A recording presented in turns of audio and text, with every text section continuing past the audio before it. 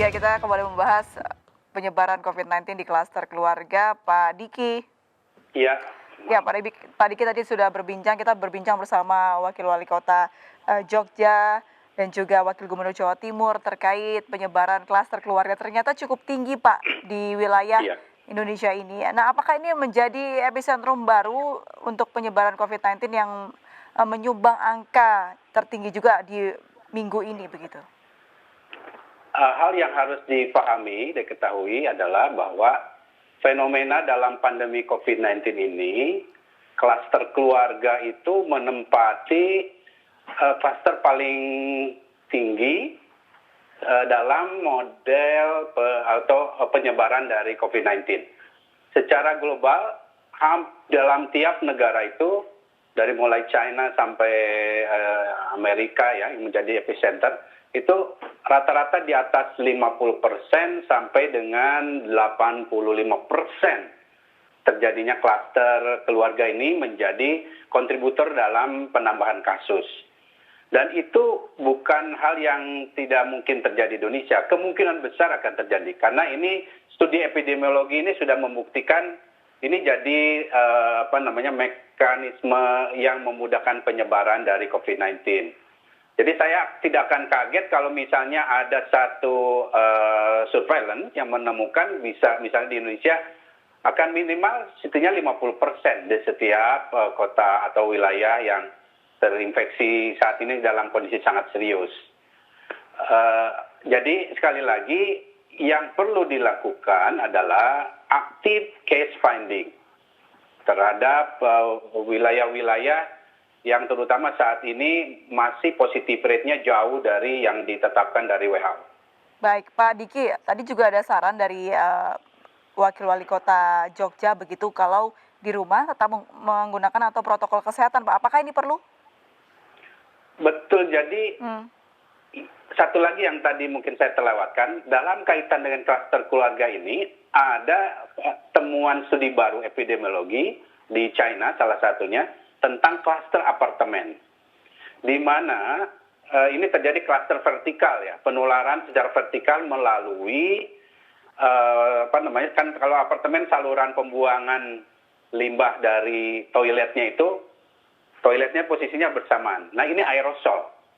Nah di keluarga yang tinggal dalam satu flat vertikal itu, 2-3 lantai itu terinfeksi, padahal dia tidak kemana-mana. Ya, artinya lebih banyak tinggal di apartemen ini. Jadi artinya dalam posisi situasi seperti ini, yang namanya penerapan protokol kesehatan, termasuk aspek lainnya yang bisa berkontribusi dalam penularan, dalam hal ini misalnya terutama yang tadi di apartemen, harus sangat diperhatikan, artinya pencegahannya. Jadi apalagi dalam kaitan keluarga ini, kenapa salah satu yang menjadi kontributor itu karena lebih abai, lebih merasa bahwa ini karena ini keluarga, jadi kemudian saya nggak usah pakai masker, nggak usah sering cuci tangan. Yeah. Padahal riset membuktikan sejak orang pulang ke rumah, paling lama 20 menit setelah dia masuk rumah itu, hampir semua bagian rumah itu terinfeksi kalau dia membawa virus. Itu dari riset. Jadi hanya butuh waktu 20 menit. Baik. Tapi, nah, ini PR juga ya Pak Diki ya, ini menerapkan protokol kesehatan di fasilitas umum dan di publik transportasi saja susah, apalagi di rumah begitu. Ini PR besar. Jika nantinya masyarakat abai tidak melakukan protokol kesehatan di rumah, akan ada dampak seperti apa, Pak? Ini yang akhirnya terbukti dalam kaitan pandemi ini di berbagai negara yang sudah melewati gelombang pertamanya, bahwa klaster keluarga ini berkontribusi dari fase awal pandeminya sampai dengan puncak. Nah artinya bila ini tidak disadari oleh masyarakat dan juga pemerintah tidak melakukan active case finding dalam rangka deteksi ini, karena banyak yang tidak bergejala kan, jadi pulang ke rumah dia merasa sehat-sehat saja. Yeah. Nah bila ini dikombinasi lagi dengan protokol yang diabaikan, maka yang disebut dengan puncak yang dialami oleh katakanlah Jakarta sekitarnya atau nanti Jawa secara umum akan jauh lebih besar. ini efek atau yang sangat harus kita jauh cegah ya. Baik, kalau kita bicara soal penyebab adanya klaster keluarga ini Pak Diki, apakah ini penyebabnya karena PSBB yang dilonggarkan? Tidak secara langsung ya. Karena begini, PSBB ini kan bukan strategi utama pengendalian pandemi. Jadi strategi pengendalian utama dari pandemi adalah active case finding dengan testing tadi, kemudian diikuti dengan tracing yang juga intensif ya. Dengan minimal 80% dari yang di kontak kasus itu terlacak, kemudian dilakukan isolasi dan karantina. Nah, PSBB ini sifatnya adalah mendukung implementasi dan optimalisasi dari testing dan segala macam ini. Nah, adapun adanya klaster keluarga, salah satu yang terutama berkontribusi adalah minimnya testing. Baik. Minimnya active case finding. Baik. Berarti sekarang pola pikir kita harus dirubah. Kalau dulu sebelum klaster keluarga ini ada, di rumah menjadi tempat yang aman begitu ya Pak Diki ya. Tapi sekarang sudah tidak bisa lagi seperti itu. Karena memang situasinya saat ini kita sudah penyebarannya sudah di komunitas, sudah tidak hanya misalnya di klaster kantor saja. Nah, ini artinya kita semua harus waspada. Terutama di katakanlah di Pulau Jawa ini ya, yang sedang akan menuju puncak ini. Nah, artinya lagi tiap individu dalam keluarga itu punya tanggung jawab yang besar untuk berkontribusi dalam mencegah terjadinya klaster ini semakin bertambah dengan penerapan social distancing tadi. Terutama ingat, di keluarga itu ada orang-orang yang harus kita lindungi. Ada orang tua kita, ada kakek nenek, dan yang lain sebagai anak-anak termasuk di situ. Ini yang harus dibangun. Baik, berarti option untuk lockdown dan juga PSBB diperketat bukan jadi pilihan lagi sekarang ini, Pak? Bukan. Karena sudah hampir generalize. Jadi, tapi ini bukan juga sesuatu yang panik berlebih ya. Karena dari banyak klaster keluarga ini pun tetap mayoritas memang tidak bergejala. Ada beberapa yang pulih sendiri. Tetapi yang harus diwaspadai adalah ternyata dari yang tidak bergejala ini, selain dia ternyata ada kerusakan organ paru atau jantung, dia juga tanpa disadari menyebarkan pada orang yang berisiko, yang meningkatkan orang menjadi harus dirawat di rumah sakit atau jadi kematian. Nah, ini yang harus disadari dan pahami semua masyarakat. Jadi tameng atau senjata untuk diri sendiri atau setiap individu adalah menggunakan protokol kesehatan itu ya, Pak Diki ya? Betul. Dan diperkuat oleh strategi pemerintah untuk melakukan active case finding.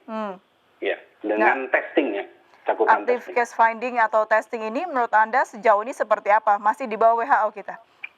Sangat jauh di bawah WHO. Kita 3 kali di atas standar minimal yang diterapkan WHO. Dan ini sekali lagi pada provinsi seperti Jawa Tengah, Jawa Timur, di mana angka kasusnya memang hampir sama dengan Jakarta, tapi angka kematiannya tinggi. Artinya dia punya PR sangat besar dalam meningkatkan cakupan active case finding ini.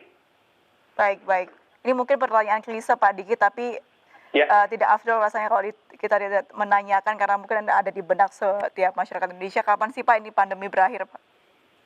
Pandemi ini secara hitungan terakhir kita perkirakan dengan estimasi realistis pertengahan tahun depan vaksin yang aman dan efektif setidaknya sampai 60% efektivitasnya ada.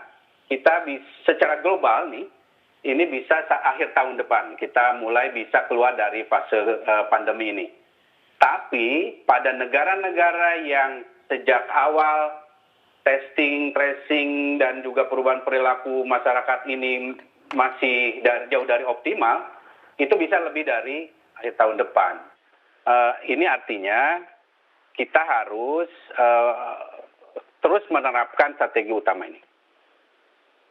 Pak Diki, kalau saran Anda untuk pemerintah begitu melihat klaster keluarga sudah banyak dan juga masyarakat mulai tidak disiplin menggunakan protokol kesehatan, seperti apa?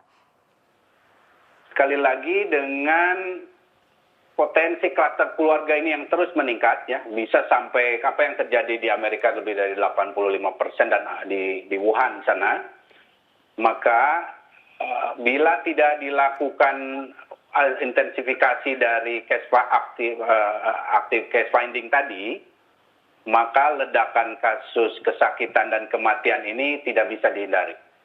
Dan ada chaos di layanan kesehatan, yang artinya yang rugi adalah kita sendiri sebagai masyarakat. Jadi mari masyarakat dan sisi lain pemerintah dengan case active finding tadi, kita saling berkolaborasi untuk mencegah terjadinya estimasi yang buruk itu. Baik. Ini angkanya bisa sampai 10 ribuan ya, kasus barunya, kematiannya bisa sampai 1000-an. Ini estimasi terburuk ya, dan itu harian. Itu yang harus dihindari. Iya. Baik. Pak Diki, kalau misalnya kita kembali ke klaster keluarga tadi, jika suatu keluarga mempunyai ya anggota yang rentan seperti bayi dan juga orang tua yang sudah berusia lanjut begitu, apa yang harus dilakukan? Apakah harus berpisah rumah atau seperti apa, Pak? Terutama untuk anggota keluarga yang mobile, artinya tetap si kantornya ini mengharuskan bekerja di kantor ya.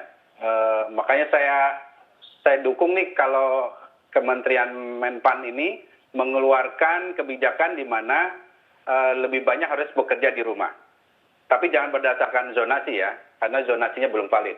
Nah, orang yang bekerja aktivitas di luar ini harus paham bahwa selama pandemi ini dia harus disiplin dalam protokol kesehatan. Akan lebih aman bila orang ini memang berisiko untuk kontak dengan orang yang COVID-19, penderita pasien, apalagi orang yang bekerja di rumah sakit misalnya, ya misah kamarnya.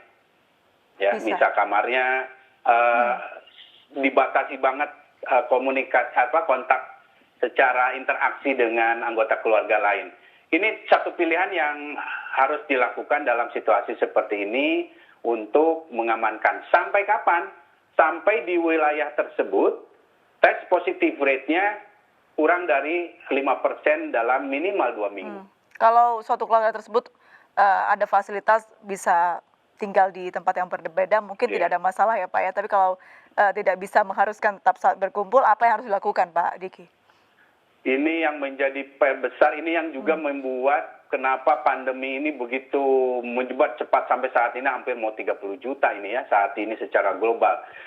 Ini yang bisa saya sarankan untuk yang memang tinggal di yang terbatas, apalagi misalnya sangat padat, crowded, mau tidak mau orang yang bekerja ini harus, atau anggota keluarga yang bekerja ini harus punya opsi lain di mana dia tinggal tidak di situ ya. Kalaupun ternyata harus seperti itu ya, mau tidak mau harus ada solusi dari pemerintah daerah ya, untuk daerah-daerah yang memang sangat padat, yang tidak mungkin ada apalagi intinya sebetulnya kalau misalnya pemerintah itu bisa melakukan active case finding, ini akan mengurangi potensi keruwetan ini ya. Baik. Karena intinya ada di case finding ini, ketika kita bisa mendeteksi orang ini bahwa virus ini enggak. Tapi apa sih Pak kendalanya pemerintah kita tuh susah sekali untuk bisa mencapai minimal standar WHO? Saya melihat karena fokusnya belum pada eliminasi COVID-19 ya, sehingga banyak pemerintah daerah ini tidak menjadikan testing sebagai salah satu tujuan dari strategi pengendaliannya. Ini karena mereka fokusnya itu mungkin pada ekonomi atau hal lain, dan ini yang berbahaya. Jadi harus ada refocusing ya, harus ada lebih fokus pada eliminasi COVID-19 sehingga ini bisa keruwetan. Ini baru keruwetan yang belum katakanlah puncaknya. Ini ketika di puncaknya akan lebih banyak lagi kalau saya ceritakan. Jadi kuncinya adalah case finding yang harus dilakukan pemerintah dengan cepat begitu Pak Diki ya.